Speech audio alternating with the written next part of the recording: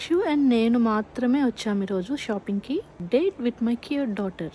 యూజువల్గా నేను సంగీత్ తక్షు కలిసి వస్తాం, బట్ సంగీత్ ఈ మధ్య వర్క్ ప్రెషర్ ఎక్కువ అయిపోయి మాతో టైం స్పెండ్ చేయడం కుదరట్లేదు.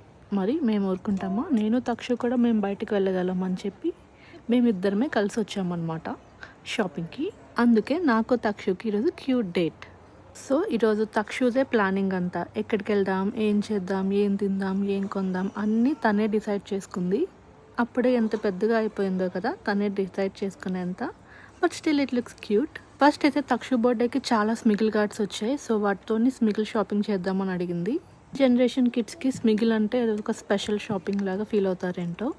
సో తక్షు ఆప్షన్స్ పెట్టుకుంటే డిఎఫ్ఓకి వెళ్దామని అడిగింది. సో ఈరోజు మొత్తం తన ఇష్టమే కాబట్టి తను ఏం చెప్తే అదే మా ఆజ్ఞ. స్మిగిల్ మొత్తం ఎంత ఫిల్టర్ చేసి షాపింగ్ చేసుకుందంటే నేను లాస్ట్లో చూపిస్తాను ఏమేమి కొన్నదో. అండ్ దాని తర్వాత ప్లే ఏరియాలో కాసేపు ఆడుకుంది. తర్వాత ఐస్ క్రీమ్ కావాలని అడిగింది. తక్షుకి పెద్ద క్వశ్చన్ మార్క్ ఎప్పుడు ఏ ఐస్ క్రీమ్ తీసుకోవాలని, ఎప్పుడు ఆప్షన్స్ ఉన్నా కన్ఫ్యూజ్ అయిపోద్ది. ఈసారి ఏంటో మ్యాంగో అడిగింది, నేనేమో బెర్రీ తీసుకున్నా.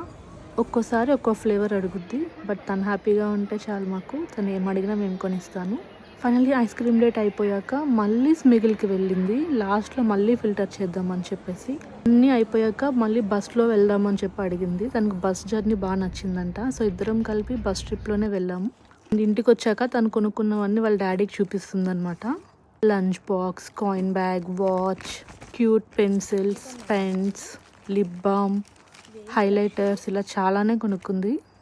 సో అలా తక్షు అయితే ఫుల్ హ్యాపీ. తనని చూసి మేము కూడా హ్యాపీ.